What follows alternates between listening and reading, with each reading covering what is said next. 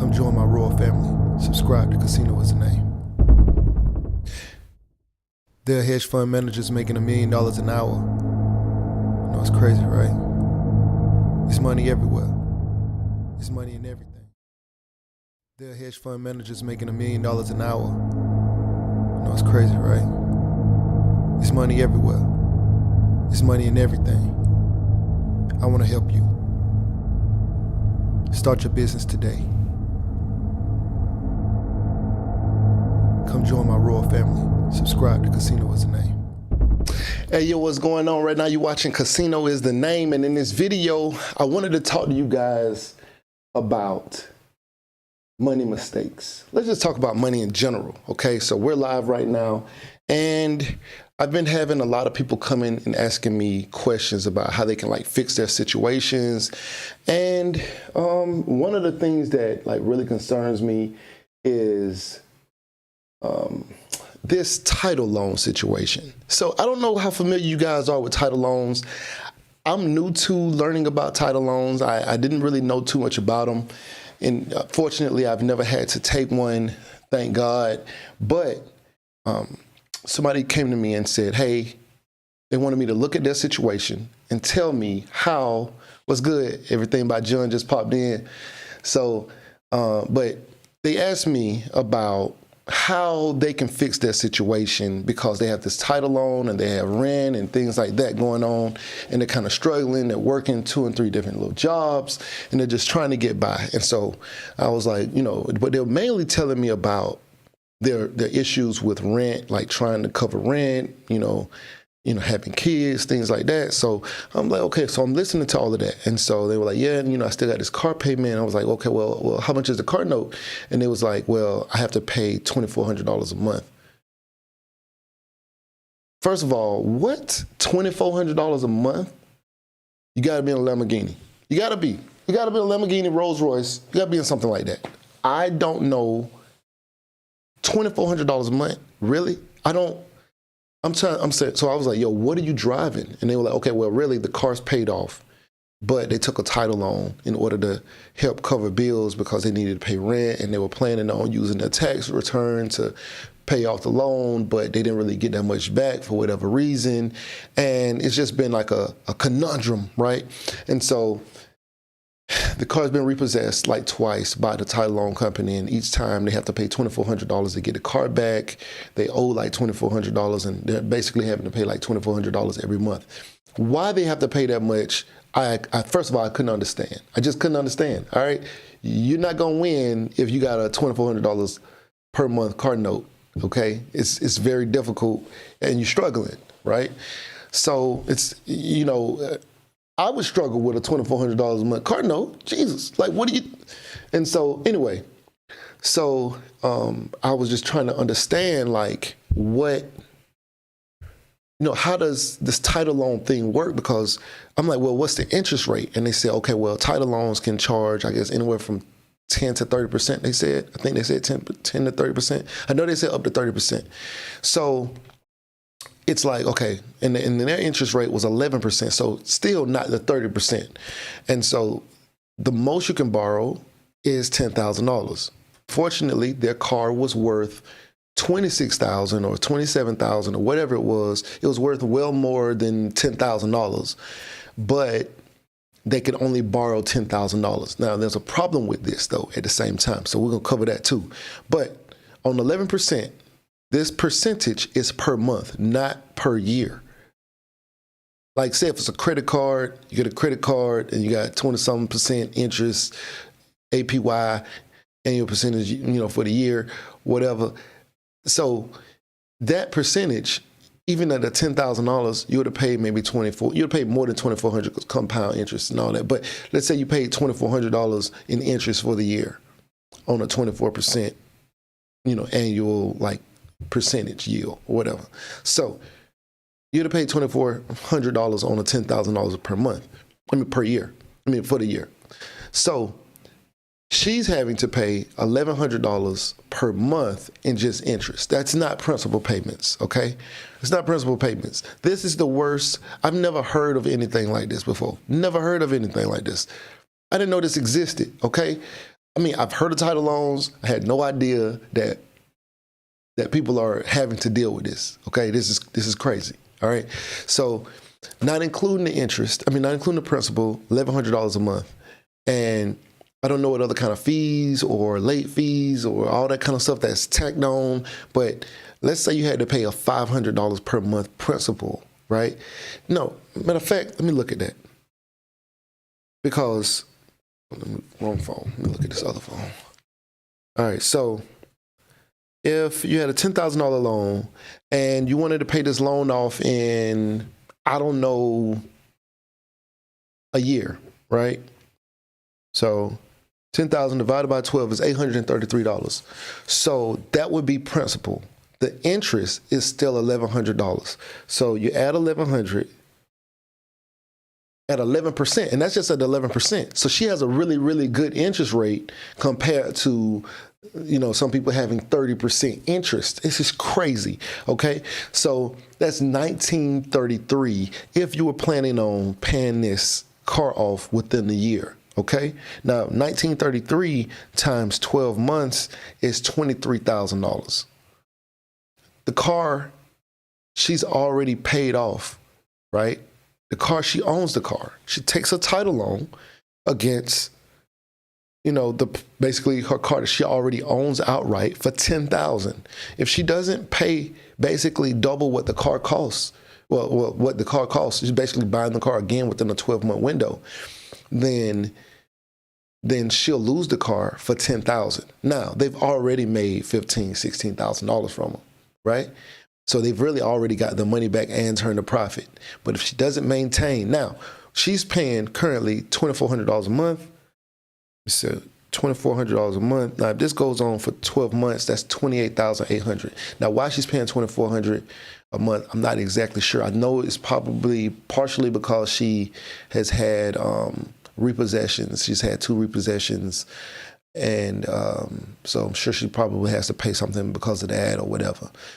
But she makes 30-some thousand a year. Now, this car at this rate is going to cost her $28,800. She makes 30-some thousand a year. Okay, after taxes and take home pay and all of that, insurances and everything, she more than likely brings home less than what she's going to end up paying out on this car. Okay, it's crazy. Okay, all right. So now she's worried about rent as well, right? So her struggle is, do I pay rent? Do I pay the car note this month? It's kind of like a back and forth, right? And just moving into a new place, rent is coming due, car note is coming due. She might have to hide the car somewhere, because she has to pay rent, and this thing, right? So no matter how much money someone is making, it's very difficult to keep up with this. So she has to work 2 or 3 different little jobs to, she has a regular job, then she has to work some side stuff, Uber, DoorDash, that kind of stuff. But to keep up with $2,400 per month for one car, and you got children, right? Single parent with children, it's crazy. Okay, I didn't know I didn't know this was going on. I didn't know. This is definitely predatory. Who said that? Michelle, it's definitely predatory. It's crazy. I had no idea. Please, this is what I told her, right? Because the question was, hey, what can I do about my situation? This is what my situation is. First thing, I said, okay, first of all, how much is the car worth? And the car's worth over 20-something thousand. You owe $10,000 on the car. I say, get you one. I said, get on, what you call that? Carvana, and it's another one, CarMax, and fill the stuff out online. Get a dollar amount quote right now. Find out how much you can get for the car cash right now. And you need to go there and cash out the car. Now, something I didn't think about. She said, hey, the problem with that is you have to, she said you can't have a title loan. I guess I can get it. I thought they could just pay it off, but it's not really like through a dealership. I don't know. So she said you can't do that because you have a title loan. So I said, okay, well, find out how much, the car is worth. Let's say the car is worth $18,000 and like they're gonna give you a check for $18,000. This car worth $20-something thousand, they're gonna give you a check for $18,000. You owe 10, okay? You owe 10,000, all right? Somebody might be willing to pay off the loan for you if you have that thing in your hand that says somebody will give you $18,000 for the car, and maybe, you're able to just say, okay, well, I'll give you, if I owe 10,000 and I'm gonna get 18,000 for the car, then we can split the difference, maybe 4,000, or even if they got the whole 8,000, it's impossible to continue this process with this car. That car's gone. That car's already gone. It's nowhere where you have a plan to get this $10,000. You're not playing the lottery. That car's gone. The car gone. Just figure a way out. Like there may be somebody who's willing to say, okay, well, I can make, a quick $2,000 by doing this process. I'll pay that $10,000 for you, and then you sell the car for 18. Or y'all sell the car for 18 and you keep 2,000, she'll get, for the 18, she'll be able to keep 6,000 or whatever and go find another car and not do another title loan because this car is gone. This car is long gone. As far as I'm concerned, that car is so gone, so gone, so gone. It's nothing you can do with that. It's nothing you can do with that. I don't know. But, I wanted to come on here because, this whole process of me talking to people and finding out more about like what's going on with this and that. And then people asking me, hey, I want some financial advice. Hey, I want some business advice. What can I do about this? What can I do about that? And then when I start listening to like different people's positions, I can offer my opinion, but a lot of things are so individual based where there's a mindset, there's a financial situation, like a current financial situation thing that you have to take into account.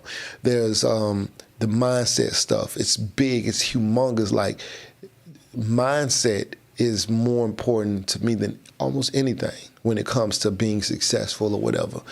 But your current position financially is also important because, you could be somebody who you just got out of the military and you're coming home and you from the hood and your people still live in the hood and you're getting out of the military. And when you come back, you don't really have a place to come back to except for maybe your mom's house that's still in the hood, and you got to find a place or whatever. But there may not be any, I guess, good jobs where you are or where you're going back to, and you've never been a civilian, and so your mindset is one way, and your financial situation, you might have a couple dollars saved up, but things are more time sensitive for you when somebody else may be coming home from the military at the same day that you're coming home, but they're coming home to a significant other who already has money, or they're coming home to a parent or siblings that have mansions. Like they're coming home to a completely different situation, and some people are like, hey. When they come home, people are like, hey, you need to hurry up and get a job, bro. You need to get a job before you get out because it's hard out here. And we all know, we all struggling, bro. And so then somebody else might be coming home and they're people like, yo, why you even doing that, man? You don't. Just take some time. Don't even worry about trying to get a job right now. I got you. So they in completely different situations. So everybody's situation is different.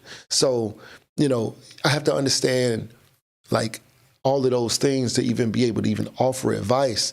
And there are some people, I had a close relative to me this past weekend. I was back home and I went home for a funeral, and I was talking to one of my close relatives who's in a crazy situation, born into a hometown, never really left there. had a lot of, a few different run-ins with the police. The upbringing was crazy, all of that kind of stuff. And so they asked me what they can do, what to do. And, like a dire, ask, like, what, because it's like, I'm talking to them like, hey, you messing up, right? This ain't, with some of the stuff ain't right. And they were like, yeah, but what can I do? Like with that sense of, that phase that, well, what can I do? Like, lead me in a direction that's better than this. I'll do something different. Like, what would you do? Like, not just what to do, but like, what would you do if you was me? And, I told them, truthfully, it's unfair. I couldn't put me on you because who I am and my mentality and my upbringing and everything was completely different. It wouldn't be fair to you to expect, because if I told you what I would do, if I was you, it wouldn't be fair to the person who you are. Like, it just wouldn't, because we're not. And I understand that there is a mentality that has to change there. And he hasn't been afforded that ability to do that. He hasn't been in that situation. He never been through, what I've been through. So, it would be unfair. So I can't just give somebody, every part of direction to go down, because everybody's personality, everybody's perspective is very different. And it just made me think about like how many people out here are like, like just they're seeing somebody do something and they're thinking that they can do it, but they don't fully understand what that commitment is, what that, people want to be successful. They see your success and they want your success, but they don't understand what work you put in. Or maybe you made it look too easy, and maybe for you it is easy. And maybe for them it's not, because I ain't gonna lie, some of these situations, I'm like, it's not really that difficult. But I have to understand, well, I do understand that me and my mind and what I'm programmed for is something completely different. So for them, it may be extremely difficult, Let me see what's going on. Okay, Michelle says, these types of systems are made to keep you in a hamster wheel. That's a fact. That's a fact. Kings and Queens TV. Hello, shout out from Middle Georgia. What's going on? What's going on? You near Macon? Kings and Queens TV. Are you near Macon, Georgia? We got some houses down there. Yeah, but like this thing is a problem. Like, it's a major problem. By the way, could y'all please smash that like button? I wanted to come on here. Let me check something real quick, because I do have something I have to go do. Okay. Well, we good for a little while. But yeah, so like, I don't know, like, it's a lot. Like, people who end up doing these title loans, doing these rent a center, I think it's called rent a center or whatever it's called, where you rent furniture and you pay like $25 a week for, 2 years for, a chair, like, I don't really, I'm just throwing something out there. I know that my mom used to do that stuff, and she bought me a Nintendo a long time ago, Nintendo, the original, when you had to blow the cartridges. She bought me one from one of those places. And at the time, now I don't remember how much they cost, but let's just say they came out and they cost $100 or whatever they costed at the time. I know she paid 3 or 4 times what it costed, because she did the rental center contract thing. Yeah, she rented to own it, whatever it was, and she ended up paying like 3 or 4 times what it costed. And it's crazy that people are doing this every day. Like, people, and then they're getting their things repossessed. Like, they come and take your TV off your wall and stuff like that. This is crazy. All right, like, they're doing it with everything. Man, I'm trying to take on no more debt or loans, bro. I need these contracts to pay my bills, not add more debt. I feel that, bro. I feel that. But let's just say you did have to take on more debt. At least make it smart debt. which might sound like an oxymoron, okay? But smart debt, where maybe to fund your next contract, right? So you get a contract and the contract is, let's say it's a $80,000 contract, but you need $1,500 worth of equipment. And, you got a credit card that got $5,000 on it. And you pay that $1,500 and you're able to start doing the work with that $1,500 investment. You got all the materials you're going to need, whatever, to at least get started to get that first check. And let's say it's an $80,000 contract. Let's say let's look at it like this. Let's say it's a 3-month, let's say it's an $80,000 contract that's going to take about 3 months to do. Now, so that's like $26,667. You had to pay $1,500 to get the supplies to get started. So that still leaves you where your first check you would expect to make, your first check to be about, 26, let me see.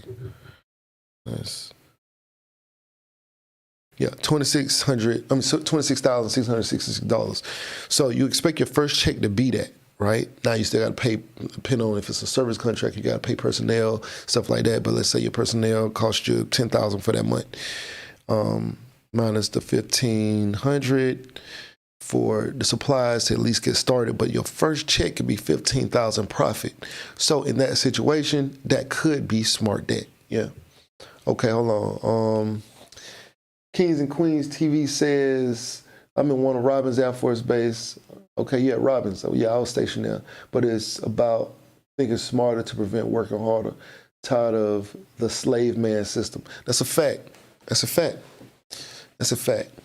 But, just smart debt, I might coin that phrase. I don't know if it's a phrase already. But smart debt, like your mortgage, right?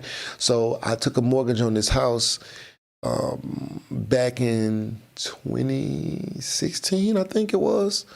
I think in 2016, I took a mortgage on this house, right? Now, I could have continued to rent, which I've never been a rent. I never liked rent, okay? I rented for 10 months. In America, I've only rented myself as an adult for, well, the military is paying for one place, but myself out of my pocket was 10 months. Excuse me. Bought 2 houses, working on third. My sister just bought another house. She just bought her third house. But I've never been into renting. Just never been my thing, ever. So I was coming out of renting, and it was just kind of like, I need to buy something because, but of course, I was just getting a job for the first time, and like a civilian job. I got my first civilian job, and I was building my house at the same time, which is crazy in itself. I was using an offer letter to build my house because I had got an official offer letter for a job, but I hadn't actually been there. So this company just let me build this house with just an offer letter. So anyway, so I did that, and I was just trying to decide, trying to decide, do I continue to rent or do I build a house? And so I was like, I'm definitely going to build a house or buy a house, buy, whatever. I was definitely going to have to get a house because even though I didn't have the money to pay cash, I'm still losing money by renting, right? That was my mentality. And so since I did that, I think this house, I bought it for $233,000. I think I owe $208,000. I just paid the mortgage yesterday. So I pay less than $1,400 a month. I think it's like $1,300 and some change, but it's closer to $1,400. But excuse me, this house I bought it for $233,000, and it's worth like $400 and something thousand now. It's worth $200,000 more than what I owe for sure.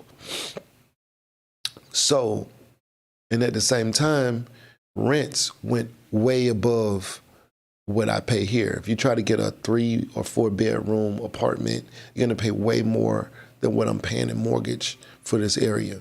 But besides that, I still wouldn't get the size of the house for the area, right? Like if you got an apartment, you're not renting a 3,000 square foot apartment. Your apartment is like 1,500 square feet. So, you also have to compare that too. But Just smart debt, you know. So Darius says, I stayed with my mom into my 20s, but purchased my home as my first spot. That's crazy. Darius 138, that's crazy. Are you black?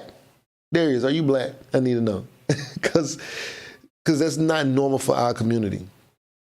Our community, they be like, you got to get up out of here, you know.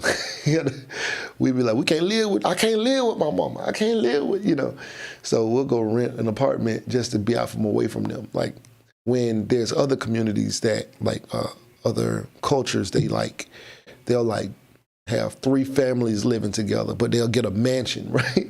They get a mansion and the kids go to the best schools, but it'll be 3 different families living in there. Like 3 different families. It'll be like grandparents, parents, and children.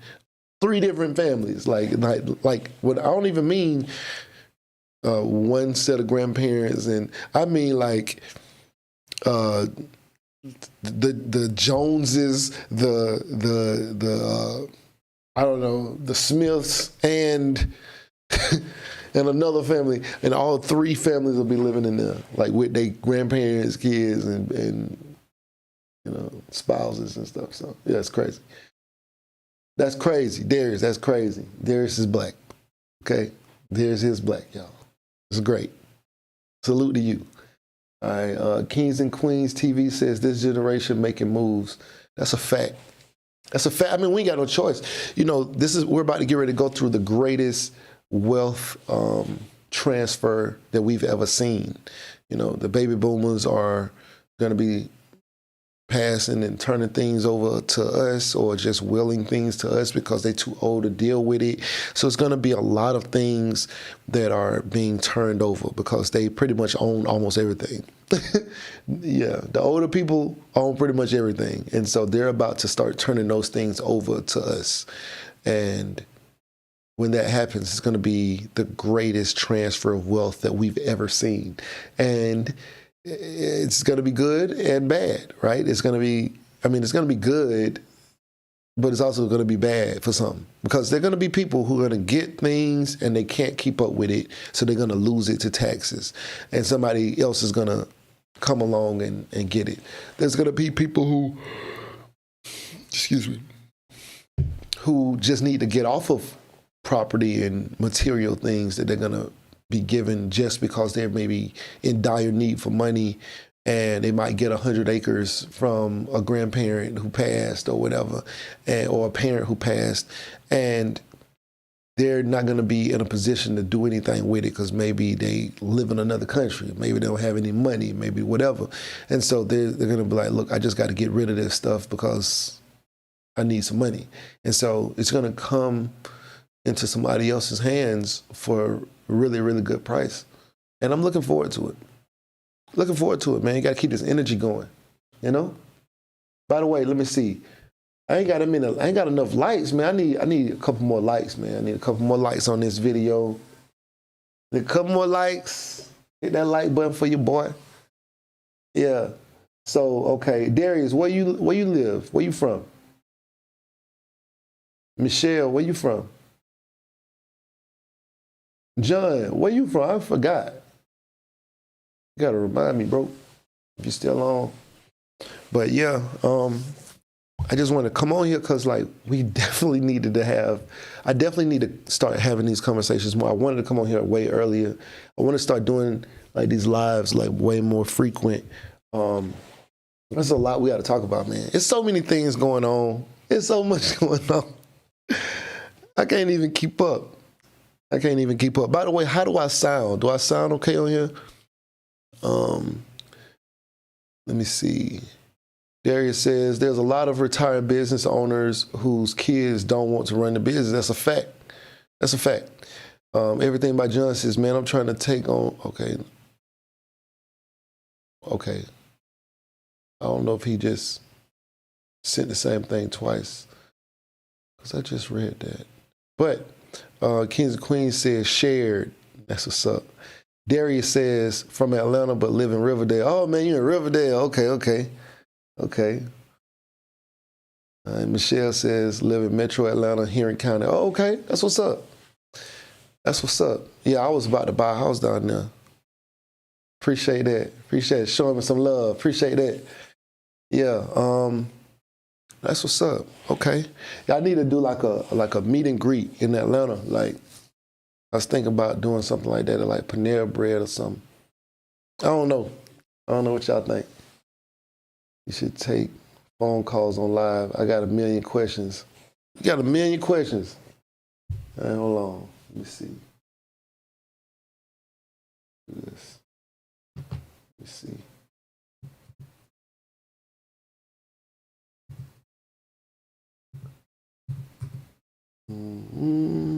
That ain't work. Did that work?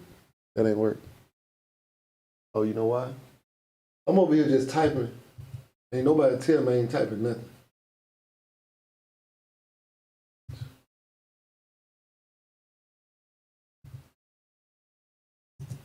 I can take two calls. I can take two calls real quick. I can take two calls.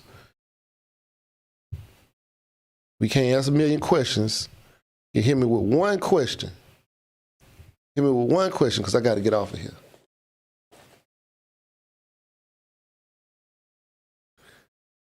Give me with one question.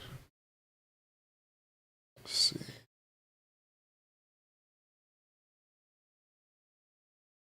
Okay. I'm checking some other stuff.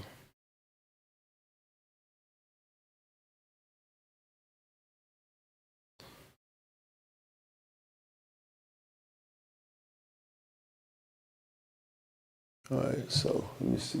Yes, please do meet and greet before you create your $1 million mentorship program. That's funny. That's funny. Working on that program for real. But yeah. Maybe I do one. I got to go out of town, but I'll probably do one. I might try to do one this month. Might try and do one later this month. All right, Mr. Silver Fox, Forex, blessings to all from Alabama, government contracting all the way. Yes, sir. Let's get it. Let's get this money. All right. My mic was too far over. Nobody called yet. Ain't nobody called yet. Y'all asked for it. Ain't nobody called. All right. So, anyway, oh shoot, I gotta check something real quick. Let me see.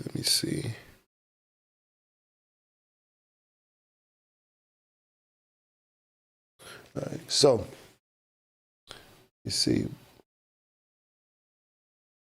Yeah. So we'll do a meet and greet. I wonder how many of us in Atlanta. I know it's a lot of people in Atlanta, but a couple of people.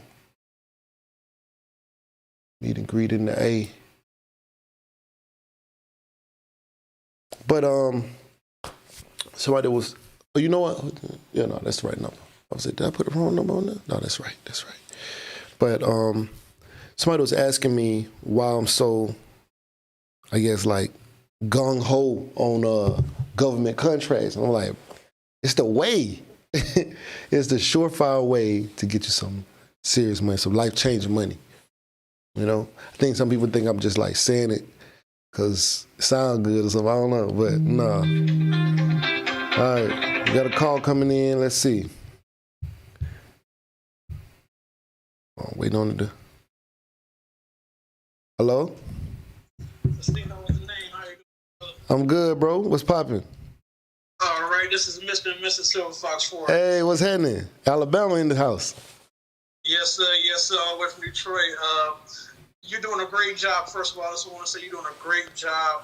Man, I appreciate it. Letting people know that, government contracting is out here and it's doable. Yeah. We started about a little over a year and a half ago. I found a mentor. She got us going. Okay. We are now entered into our first JV deal or team deal with another company. So we're just waiting, but just the excitement of Hello? looking at your profile, that just says a lot in itself right there. Yeah. Hey man. Hey, I'm glad to know other people can vouch for it. Cause you see people like doing videos and they saying do this, and it's like there's nobody else really validating that. It's just like them being the main people saying it. But when you got people who are already doing it and calling and saying or posting and saying, yo, no, I'm doing this is real, man, it's right. It's totally different. Like I say, we are on the project management side / janitorial. We haven't done any janitorial yet, but project management is our background. So it's like just for somebody to call and say, hey, we viewed your website and your capability statement. Oh, that's nice. We're gonna keep you in mind. Yeah, that right there just made me smile. Yeah, for sure. Hey, you working on the right thing. You're in the right direction. So I was speaking to one of the largest builders for the government. They were like one of the largest builders in the world. And they got offices all over the world and stuff, other countries. And I'm not gonna call their name, but I was talking to one of the guys who works for them, and he was telling me like their company moved over from being like the builders to just project management. So now, because they've gotten so large, they pretty much just hire other subcontractors and they just project manage at their level. So you already in the It didn't end it. I don't know what just happened. But I was basically just telling him he already doing project management, which... My bad, we got disconnected, man. That's where I'm at. Oh, no, it's cool, bro. But yeah, I was just trying to say that they're already doing project management. Oh, he went out again. I don't know, something wrong. But you on here. So, but like he's already doing project management, and that's literally where... I guess like the trajectory, if you're doing construction, once you get like major, you're gonna go into project management anyway. So that's actually really good. He's already doing that. Now, when you're 8A, you have to do so much of the job yourself, which is what I'm working on my 8A right now. But as an 8A, you can only outsource so much of the work. I think it's like you have to do like 30-something% of the workers. I don't know what it is. The guy was trying to tell me how much percentage of the job you have to do. But me, I'm gonna have my people to do the work anyway. It's gonna be my own people, so it's not. Well, at least ideally, I'm gonna be primarily doing most of the work anyway. But yeah. So not necessarily on the day-to-day functions. Me actually out there with tools and stuff, doing stuff or whatever that is. But I mean, as far as the people will fall under my company, I'll probably be carrying the insurance while they're doing the work, that kind of thing. So,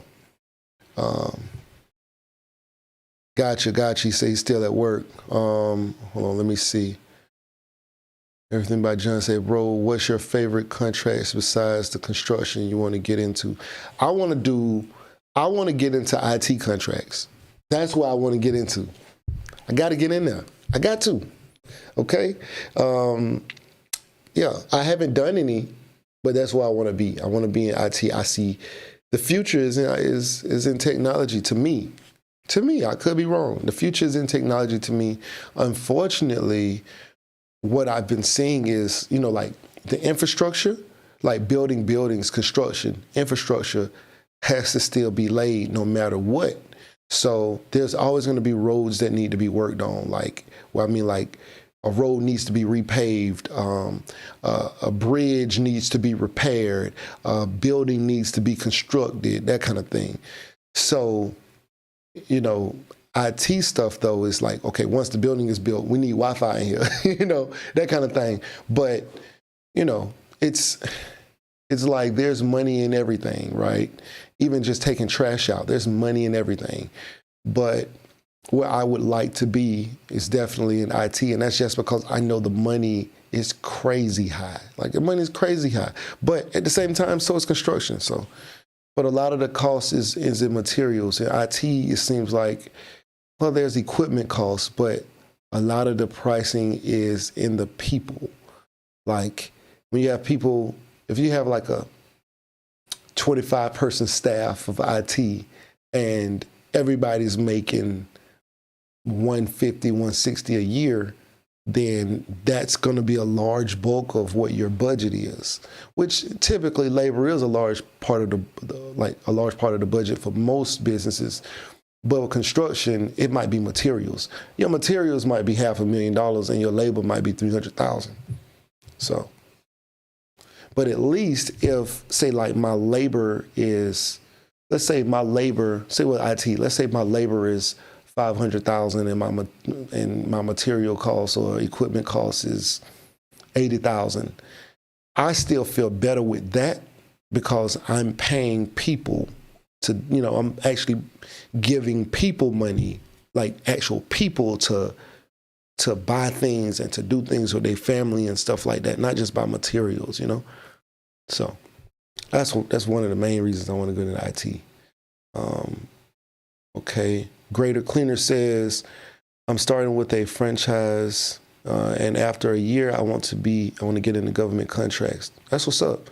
Yeah, I want to. Okay, so it's a cleaning company, I'm assuming, that you're starting with. After a year, you want to get into government contracts. I mean, you can get into government contracts while you're doing your franchise. I'm sure you can do some of the stuff under the franchise. I'm assuming, at least. Mr. Silver Fox 48 says, I have to get to a better area, still at work. That's what's up. That's what's up. Let me see. Let me just check on something real quick.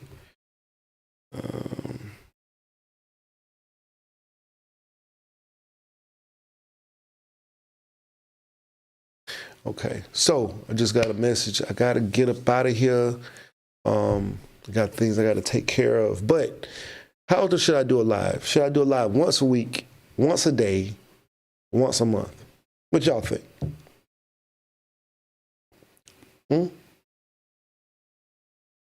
What y'all think? And I'll probably try to, I want to look at a calendar right now and give y'all a date for when we could do like a little meetup or something in Atlanta, but I'm probably going to be missing something. Probably going to be like, I skipped a date that I got to be doing something else. I mess it up. I ain't going to do it right now.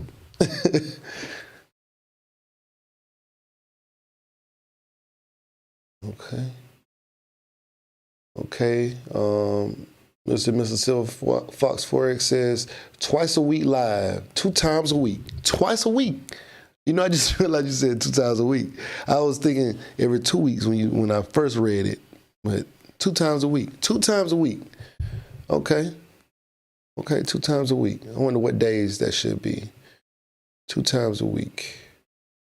2 times a week. I might be able to do that. It just depends on where I'm at. I really like to do lives while I'm home because my Wi-Fi is super fast. I got like fiber, but when I be out and about, some of the places I be, my phone Wi-Fi is the fastest in the area, and it's not crazy for doing something like this. But yeah, all right. Well, let's try to do something like that. Anyway, right now you're watching Casino is a Name. You guys already know. Like, share, comment, and subscribe, and we out. There are hedge fund managers making $1 million an hour. It's crazy, right? There's money everywhere. There's money in everything. I want to help you. Start your business today. Come join my royal family. Subscribe to Casino is a Name. There are hedge fund managers making $1 million an hour. It's crazy, right? There's money everywhere. There's money in everything. I want to help you. Start your business today. Come join my royal family.